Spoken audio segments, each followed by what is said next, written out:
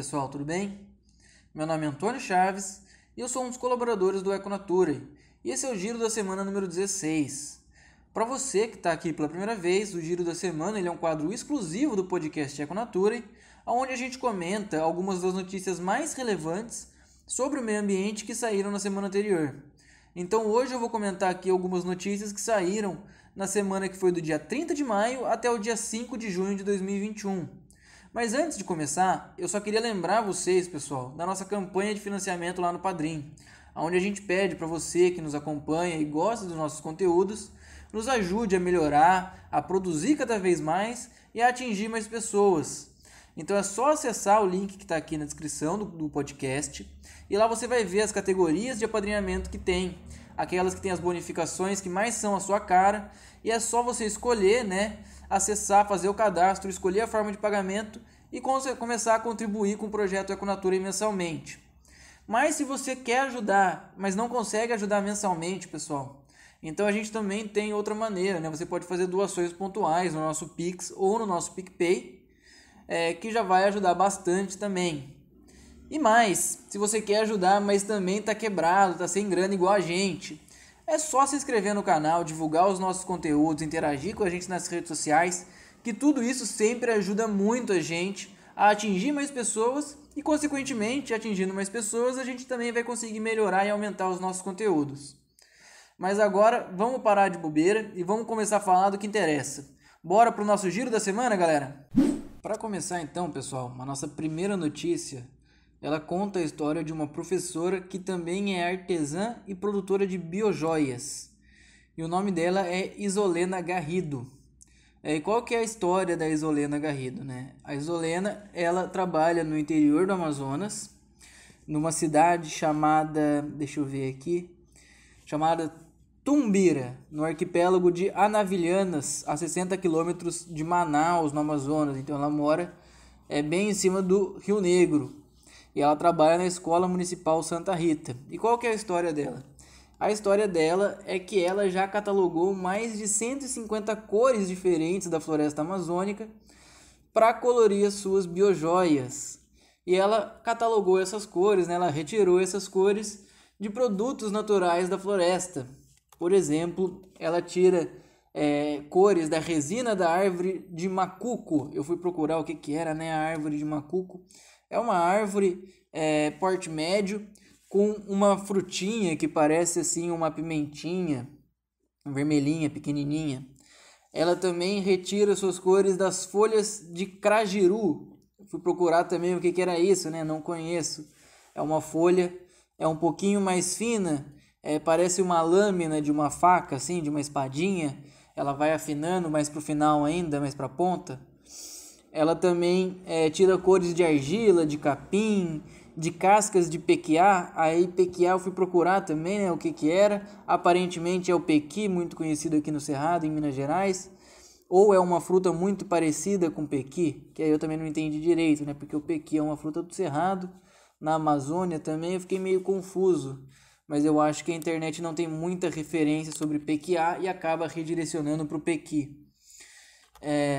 Então ela retira essas cores de diversos produtos naturais diferentes, o que é muito bacana, Então, o que mais que tem de legal na história dela, primeiro contar como que ela começou a fazer esse trabalho de retirar as cores e como que ela faz para retirar as cores desses recursos naturais. Então tudo começou a partir do incômodo dela com a cor das joias que ela produzia. Porque ela produz biojoia, Então ela tinha umas joias com umas cores um pouco xoxas e tudo mais. E aí ela lembrou do pai dela que pintava a rede de pesca com folha de crajiru para atrair peixe. E aí ela começou a pensar, nossa, por que eu não faço isso, Por que eu não começo a pegar alguns elementos da natureza, da floresta, para tentar produzir as minhas cores? E aí ela começou a adentrar a floresta, fazer pesquisas e começou a se apaixonar. E ela fala que não é uma questão de vício, Ela fala que é uma questão que quando você vai entrando nesse mundo, vai descobrindo tudo, você acaba querendo ir cada vez mais além, você vai ficando cada vez mais curioso. E como que ela faz para extrair essas cores? Primeiro, ela desenvolveu uma técnica bem simples de tingimento que ela vai simplesmente ferver a matéria-prima, ou seja, a resina da árvore de macucu ou a folha de crajeru, né? Ela vai ferver isso em uma solução de água e sal. E a partir disso ela consegue então tingir as joias dela, né, as biojoias.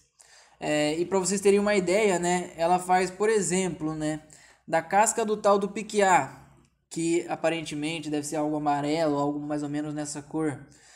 Com a resina de árvore de macucu, ela consegue um marrom avermelhado. Com urucum e com folha de crajeru, ela já faz um vermelho alaranjado. Do capim, ela já consegue tirar cinza. E por aí vai, né? Aí ela vai de recurso em recurso, usando a sua técnica de extração da cor e vai descobrindo novos tons. E aí, a partir de toda essa experiência, né, entrar nas florestas, ver a floresta, ela começa a falar, né? Ela começa a demonstrar muito, e ela diz isso na reportagem, o quanto que a floresta tenta se mostrar para ela a partir do momento que ela entra, né? A gente tem essa ideia de ver o verde, o azul e o marrom do solo, das árvores, né? E quando entra na floresta, que a floresta começa a se exibir com tantas cores a partir desse momento, né? Onde ela já está imersa nessa busca por cores dentro da floresta. Ela fala da curiosidade, como eu mencionei, né? Que a curiosidade vai se aguçando cada vez mais e como a floresta é atrativa. E aí ela tenta usar isso, né? Com seus alunos na Escola Municipal de Santa Rita, onde ela trabalha. Como que ela faz isso? Ela, além de trabalhar com todas as séries, né, de ensino, do ensino fundamental 1, e em todas as séries ela fazer algumas alusões a esse trabalho, ela também tem um trabalho de pesquisa de novas cores com um grupo de 20 alunos. Que mesmo durante a pandemia, esses alunos continuaram desenvolvendo o trabalho, né, porque eles podem trabalhar com o que eles têm no quintal da casa deles. E ela também explica, né, que desde cedo elas ensinam as crianças a ganhar vida sem danificar a floresta, que para ela isso é ser sustentável. E aí até vou citar uma frase dela aqui, né, vou parafrasear, né, estava escrito na reportagem: ser sustentável é olhar ao nosso redor e encontrar meios de sobreviver sem depredar a natureza. Trazer isso para a escola é um resgate cultural e uma forma de ensinar as crianças a serem empreendedoras. Não é um ser empreendedor capitalista, mas ganhar e saber manter a floresta em pé. Então eu também acho muito bacana, né? Porque ela faz uma crítica bem consciente, né? Que não adianta a gente querer viver nesse sistema atual capitalista, que ele não tem solução ambientalmente falando, ele não é sustentável. E essa ideia, né, de que ela quer passar para as pessoas que dá para sobreviver sem depredar a natureza, dá para a gente produzir coisas lindas sem depredar a natureza. O que é sensacional, porque na reportagem também mostra fotos, né, das biojoias dela. E eu até comentei com a minha esposa aqui em off, né, que as joias são lindas, né, que eu queria até comprar algumas dessas joias para minha esposa usar, né, Dia dos Namorados chegando. Então eu queria até ter comprado algumas, mas obviamente não é possível, né? Ela tá lá no interior do Amazonas, né, bem longe aqui do Sudeste, onde a gente fica, o Econatura, aqui de São José dos Campos. E eu acho muito legal essa história toda, né, da moça, da professora, né, da Isolena Garrido, descobrir cores dentro da floresta amazônica, né, e a partir disso fazer o seu próprio catálogo, né, as suas tintas de certa maneira, sem ter todo o impacto daquelas tintas que vão plástico e tudo mais, né, sem contar a imensidão enorme de tons que ela conseguiu, né, mais de 150, e todo o trabalho de educação ambiental que ela consegue desenvolver a partir disso tudo, realmente é de se dar muita esperança, né? Que as pessoas, ainda existem pessoas que estão preocupadas em fazer educação ambiental, né, em todos os níveis, desde o começo do ensino fundamental, desde o começo do jardim, né? Pessoas preocupadas com a educação ambiental, em mostrar que o meio ambiente tem muita coisa bacana para trazer para a gente, se a gente não depredar ele. E não só isso, né? Ainda fazer disso um empreendimento, mostrar que dá para ser empreendedor, dá para a gente sobreviver bem, se a gente for esperto, se a gente for sustentável e se a gente souber utilizar o meio ambiente corretamente. Agora falando da nossa segunda notícia, ela já é uma notícia um pouco mais triste. Ela é uma notícia e uma entrevista ao mesmo tempo, e ela traz informações sobre uma possível aprovação, né, liberação comercial de um trigo transgênico, um trigo geneticamente modificado. Então, primeiro ela traz algumas informações sobre o assunto e depois termina com uma entrevista sobre alguém que trabalhava na comissão que pode aprovar ou não a liberação comercial desse trigo transgênico. Então, a notícia ela basicamente vai falar sobre uma reunião que vai ocorrer no dia 10 de junho, no caso ocorreu, né? Esse podcast está sendo gravado no dia 11 de junho. Então, uma reunião que ocorreu no dia 10 de junho, ontem, na Comissão Técnica Nacional de Biossegurança, a CTN-Bio, que é vinculada ao Ministério da Ciência e Tecnologia. E essa reunião analisa a liberação comercial, então, desse cultivar geneticamente modificado, que visa aumentar a produtividade em situações e ambientes de baixa disponibilidade hídrica, e também é um cultivar resistente ao glufosinato de amônio, que é um agrotóxico, um herbicida, né? E esse cultivar também, né, de trigo, ele é para uso exclusivo em alimentos, rações ou produtos derivados e processados.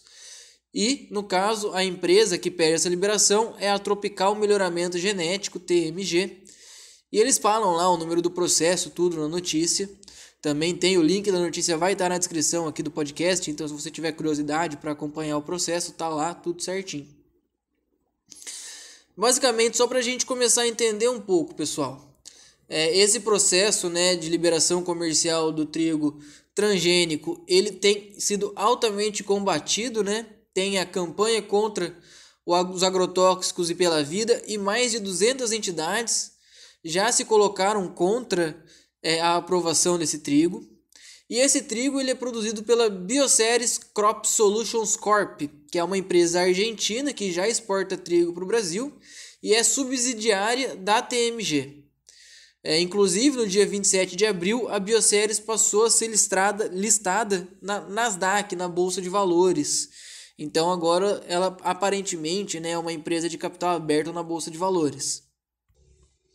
Bom, pessoal, como eu falei, né, essa reunião ocorreu ontem, no dia 10, né? Eu vou falar para vocês o que ocorreu, né, qual foi o resultado dessa reunião no final desse comentário. Mas eu trouxe essa notícia, independente da reunião ter ocorrido ou não, porque eu achei uma notícia bacana para a gente conversar um pouco sobre essa questão do milho transgênico, né? A entrevista que ocorre nessa notícia é com o professor Rubens Onofre Nodari, que é ex-membro do CTN-Bio, que é a Comissão Técnica Nacional de Biossegurança, como eu mencionei. E ele é professor na UFSC, é engenheiro agrônomo e doutor em genética e melhoramento de plantas. E na entrevista dele, ele traz alguns pontos muito legais para a gente discutir. Tanto com relação a esse processo especificamente, né, de liberação comercial do trigo transgênico, mas também dos impactos dos transgênicos e tudo mais. E eu trouxe então alguns pontos da entrevista dele que eu vou falando para vocês e vou comentando já em cima. Ele fala primeiro da alta probabilidade de aprovação, e não só de aprovação para importação desse trigo, né, como era previsto anteriormente, mas também para plantio, já que a TMG do nada incluiu no processo uma liberação para o meio ambiente, além da liberação comercial, uma liberação para o meio ambiente. E basicamente uma liberação para o meio ambiente significa cultivo, nas palavras do professor Rubens Onofre. O que mostra, né, o quanto essas empresas elas vêm de um jeito, né, vem com aquele jeitinho, vamos fazer só uma liberação para comércio, e aí depois já tenta colocar tudo no balaio só e já aprovar também o cultivo. E ele fala que faltam estudos para tanto aprovar quanto desaprovar o uso desse trigo transgênico, tanto a liberação comercial quanto a liberação para cultivo. Mas ele fala também que o movimento mais recente dos membros do CTN-Bio nos últimos anos é de facilitar essas aprovações, inclusive mudando algumas normas, como por exemplo uma que ele cita lá, né, que é a permissão de estudo de alergenicidade em sílico. Então, estudo de alergenicidade, né, estudo de alergias que podem ser causadas pelo produto. Em sílico significa por simulação computacional. Então, de maneira geral, o que eles vão fazer é comparar as proteínas alergênicas conhecidas com as proteínas dentro do trigo transgênico, né, com as moléculas do trigo transgênico. E aí, se tiver alguma proteína ali que bata, né, vai ser considerado alergênico ou não. A gente sabe que isso também não é o suficiente, né? A gente precisa de alguns estudos um pouco mais complexos, né? Por exemplo, para o trigo, já nesse caso, não foram feitos estudos bioquímicos ou em vivos, que o pessoal fala, né? Estudo em vivos é em seres vivos, de alergenicidade. E só existem 2 estudos de curto período, né, com animais para ver os impactos desse trigo, sem prever os efeitos a longo prazo, que na verdade vão ser os reais efeitos do trigo. Inclusive, né, aproveitando esse gancho, falando de estudos com animais, né, estudos em sílico, estudos em vivos e tudo mais, é algo que eu já venho discutindo um tempo, né, estava inclusive conversando com uma pessoa esses tempos atrás sobre testes em animais, estudos em seres vivos, estudos em humanos e tudo mais. Acho que é algo que a gente tem uma tendência, né, mundial de tentar ir contra, tentar diminuir o máximo possível os testes, independente do que seja, em seres vivos, né? Mas a gente ainda não está nesse ponto. A gente ainda precisa de testes em animais, de testes em seres vivos, né, para determinar potenciais riscos de alguns produtos, incluindo os transgênicos. Então, nesse caso, não ter sido feito esses estudos é algo que realmente é preocupante. A gente não sabe qual é o real impacto desse trigo diferente no nosso organismo. Além de tudo isso, o professor Rubens Onofre ele ainda fala do risco de contaminação por fecundação cruzada. Como assim, né, pessoal? A gente está querendo falar de contaminação dos outros trigos não transgênicos, né, através da fecundação cruzada, ou seja, onde a gente vai ter a fecundação de um trigo com outro trigo, né, que não necessariamente vão ser da mesma variedade, que não necessariamente vão ter os mesmos genes. E aí a gente acaba contaminando o trigo não transgênico através dos genes do trigo transgênico. Mas a TMG alega que o trigo só realiza autofecundação. E para isso o professor Rubens também tem uma explicação. Beleza, pode realizar autofecundação na maioria dos casos, mas sempre pode existir uma planta que por qualquer adversidade, condição ambiental diferente, ou simplesmente condição genética mesmo daquela semente, que realize a fecundação cruzada. E essa planta pode ser uma precursora, então, de uma contaminação. E ele até cita um caso que já ocorreu no Brasil, que é o da soja transgênica, onde a soja também realizava somente autofecundação, né, para que não ocorresse essa contaminação. Porém, algumas plantas realizavam a fecundação cruzada, e isso acabou levando a essa contaminação genética. Então ele vem citando alguns problemas, né, relacionados a esse trigo transgênico. Primeiro a falta de estudo, depois ele fala dessa contaminação, né, e ele ainda fala que o risco de contaminação é alto, porque esse é um trigo altamente modificado. Ele fala que adicionaram mais de 62 mil pares de bases de DNA nesse trigo. E só para a gente ter uma ideia, em comparação com a soja transgênica, são mais ou menos de 4.000 a 5.000 pares de bases adicionadas em diversas variedades de soja. Então é um número realmente elevadíssimo. E entre esses genes que são adicionados nesse trigo transgênico, então, a gente tem o gene para resistência ao herbicida glufosinato de amônia. O trigo atual ele não é resistente a herbicidas. Nenhum trigo atual é resistente a herbicidas. Então, isso passa também a colocar o risco na mesa das pessoas, né, de consumirem trigos com resquícios de herbicida. E o trigo, como a gente sabe, é algo muito consumido, o que gera um risco diário de contaminação elevadíssimo através da nossa alimentação, né? Pães, bolos, etc. Tudo isso vai farinha. E é diferente da soja, onde a gente tem, por assim dizer, uma alimentação indireta, né? Onde os animais, o gado, os porcos e as galinhas, eles são alimentados com essa soja, né, em forma de ração para virar alimento para a gente. Então é uma alimentação meio indireta. Com relação ao trigo, não, já é uma alimentação direta. Então a gente vai estar se contaminando diretamente com esse trigo transgênico através não só do fato do trigo ser transgênico, né, mas também dos herbicidas que vão ser utilizados nesse caso. Com certeza, né, se for liberado o uso comercial e o trigo aceita o herbicida, né, eles vão utilizar para produzir em larga escala. E ele fala também que a população, nesse caso, então deveria ser consultada. Como o trigo ele é algo que a gente consome diariamente, assim, é muito difícil um brasileiro fugir de consumir trigo, a população devia ser consultada, né, sobre o que elas querem consumir. Mas ele também fala, né, que os novos membros do CTN-Bio, né, que não estão consultando a população corretamente, né, estão consultando mais ou menos, eles também são menos críticos com relação a esses problemas que ele citou.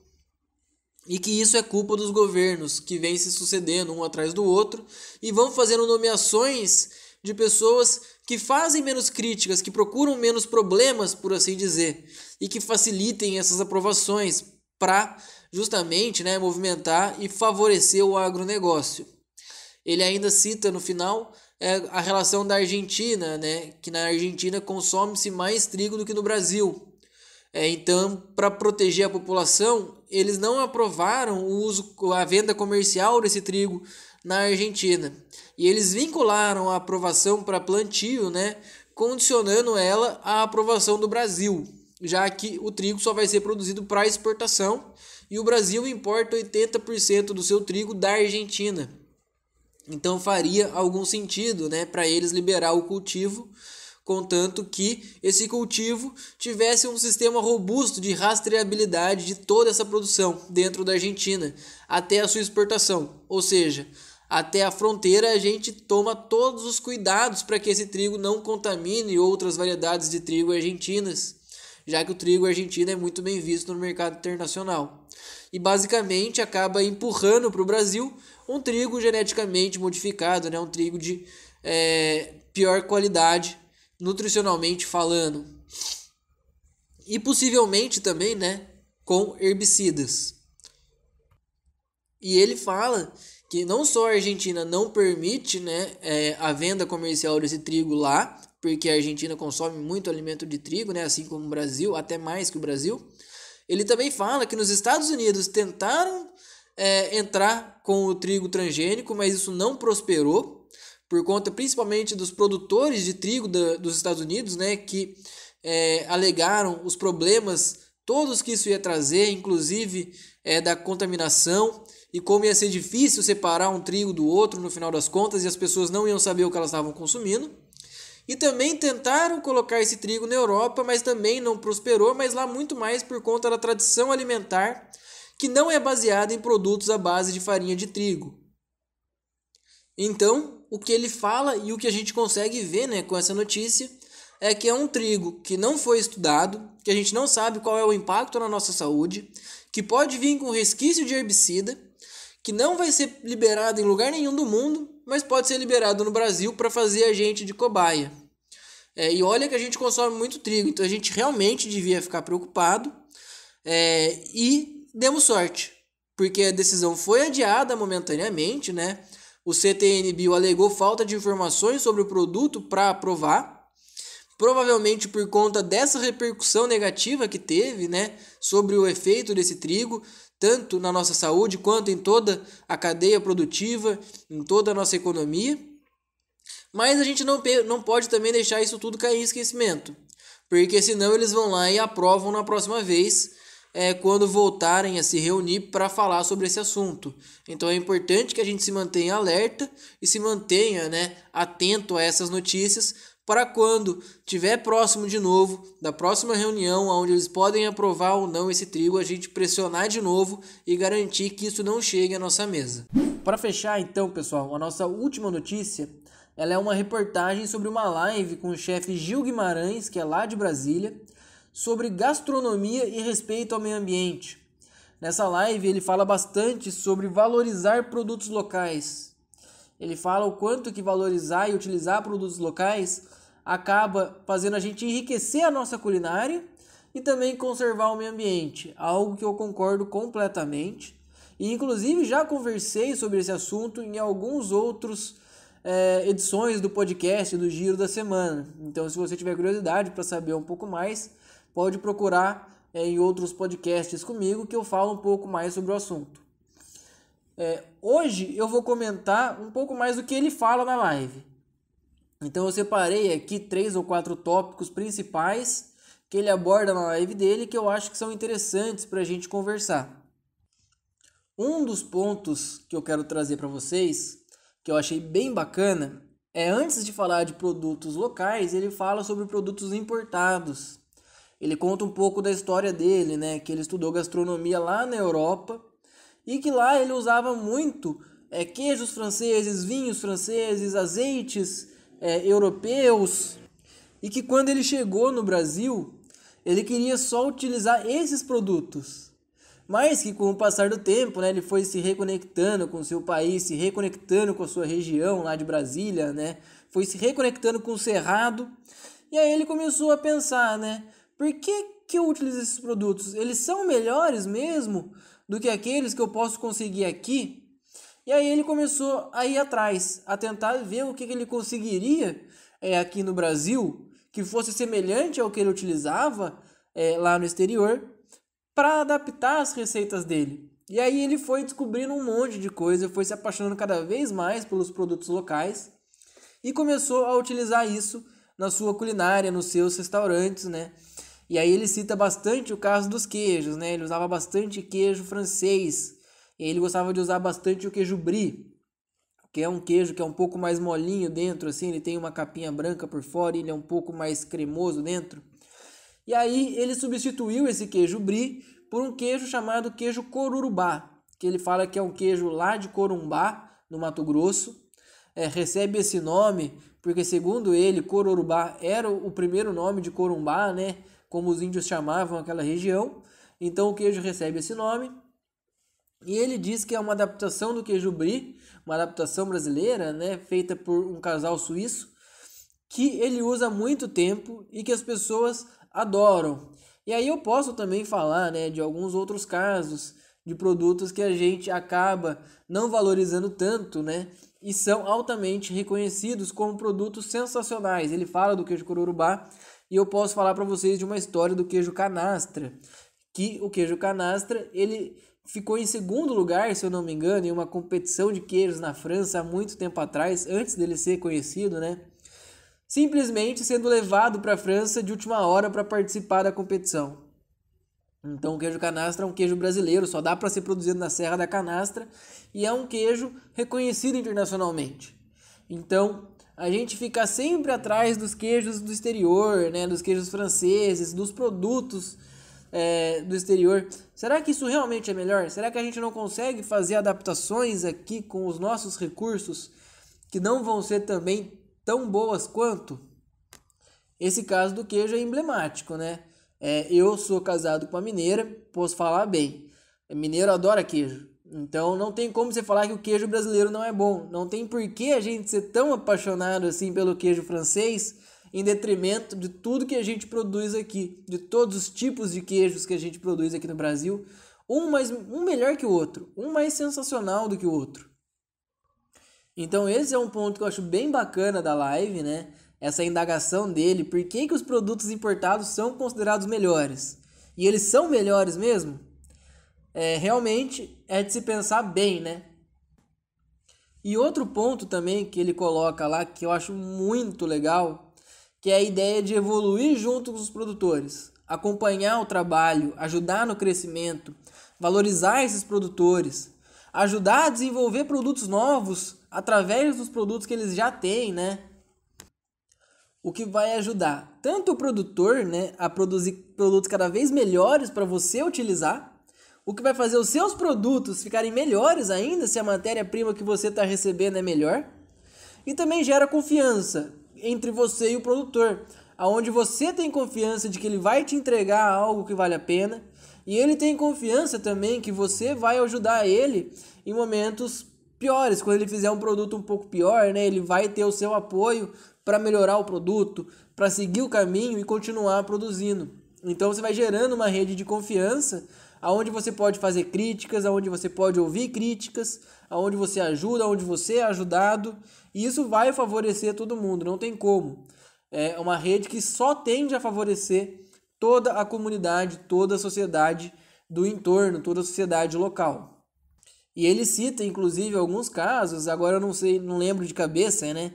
Mas o que eu lembro mais é um caso de uma geleia de algum fruto típico do Cerrado, que ele queria utilizar o fruto, mas não sabia como. E aí ele convenceu a produtora a desenvolver uma geleia e ela passou a vender a geleia para ele. E ele usou a geleia, usa a geleia ainda, né, nos produtos dele, nos restaurantes dele, que faz maior sucesso. Ele também conta como que ele vai fazendo, né, para fazer essas adaptações e colocar isso para o público, de maneira que o público também não se sinta invadido com novos produtos sem conhecer, porque a gente está muito acostumado com tudo aquilo que é comercial, né, que a gente encontra no supermercado, e está pouco acostumado com aquilo que é diferente. Então, uma live que eu achei realmente muito legal, falando sobre esses dois tópicos principalmente, que foram os que eu mais achei interessante, essa ideia de indagar por que produtos importados são considerados melhores, e essa ideia de evoluir junto com os produtores. Então, às vezes, tem muita gente reclamando, produtor local, mas o produto não é bom. Mas por que a gente não investe? Por que a gente não vai junto? Por que a gente não cresce junto, né? Então, eu achei muito bacana isso também que ele coloca na live. E outro ponto que eu queria trazer aqui é a importância de diminuir a nossa pegada ecológica em tudo que a gente consome, não só na culinária, não só na gastronomia. Ele fala muito, né, dos produtos locais na culinária, mas a gente pode começar a pensar isso e expandir isso para tudo que a gente usa. Por exemplo, um sabão em pó, a gente pode procurar marcas nacionais, um detergente, marcas nacionais, e tudo isso ir procurando, então, diminuir a nossa pegada ecológica, que não envolve só o produto que a gente está usando, se é um produto que danifica o meio ambiente ou não, por si só, diretamente, mas também um produto que vem de mais longe. Por exemplo, vem da Europa, precisa de navio para chegar até aqui, por que não, então, comprar um que é feito aqui, que vai se deslocar muito menos, vai poluir muito menos os oceanos, o ar e tudo mais? Então, pensar na nossa pegada ecológica, e tem como a gente diminuir ela de maneira significativa, simplesmente olhando da onde que vem o produto que a gente está consumindo. Então, esse é outro ponto que eu acho legal, que dá para a gente levantar em cima dessa notícia, dessa live do chefe Gil Guimarães. E para fechar, eu só queria deixar aqui uma frase, né? Deixar aqui um pensamento, na verdade, não é uma frase propriamente, é um pensamento mais, né? Que é um pensamento meu, que valorizar algo ajuda a conservar. A gente sempre quer conservar tudo aquilo que a gente estima, que a gente valoriza, né? Então, valorizar a nossa comida, valorizar o que está no nosso prato, ajuda também a conservar a sua produção e, invariavelmente, o sistema que suporta essa produção, que é o meio ambiente. Então, valorizar tudo que está ali, que a gente está comendo, tentar comer tudo local, tudo com menos processamento, tudo mais direto do produtor, conhecer quem traz a comida para nossa mesa, tudo isso faz com que a gente tenha uma propensão maior a conservar o meio ambiente automaticamente. Então, valorizar a nossa comida vai valorizar o meio ambiente. Valorizar não só a nossa comida, né? A gente tem que falar de valorizar tudo que a gente consome. E isso sim vai fazer a gente, então, tá a um passo de conservar o meio ambiente de verdade. Bom, pessoal, por hoje é só. Acho que essas notícias foram bem interessantes para a gente conversar um pouco. A primeira e a última notícia um pouco mais felizes, por assim dizer, né? A primeira falando de educação ambiental, do quanto que a floresta pode dar para a gente, sem que a gente degrade a floresta, o quanto a gente consegue produzir também, né, de maneira mais sustentável, como a professora faz as suas tintas sem usar plástico nem nada. E a última notícia falando de um chefe que gosta muito de usar produtos locais, valoriza bastante a natureza e a diversidade local para produzir a sua comida e faz a gente também refletir um pouco sobre tudo que a gente coloca no nosso prato e tudo aquilo que a gente consome de maneira geral, né? Da onde vem e como diminuir a nossa pegada ecológica. A segunda notícia fala de uma notícia já um pouco mais triste, quando a gente está pensando no bem-estar da população brasileira, no bem-estar do meio ambiente, né, que são alimentos transgênicos, em especial esse trigo transgênico altamente modificado, que pode gerar impactos, como a gente mencionou, tanto no meio ambiente, mas também na nossa saúde, pode levar resquícios de herbicidas para a nossa mesa, especialmente com um produto que a gente consome todos os dias praticamente, que é a farinha de trigo. É muito difícil a gente passar um dia sem consumir farinha de trigo. Então, focando principalmente na segunda notícia de hoje, acho importantíssimo a gente continuar ligado para não deixar que esse trigo transgênico seja aprovado no Brasil e que isso coloque em risco toda a população brasileira sem o nosso consentimento. Dito isso, pessoal, até a próxima. Um abraço. Valeu!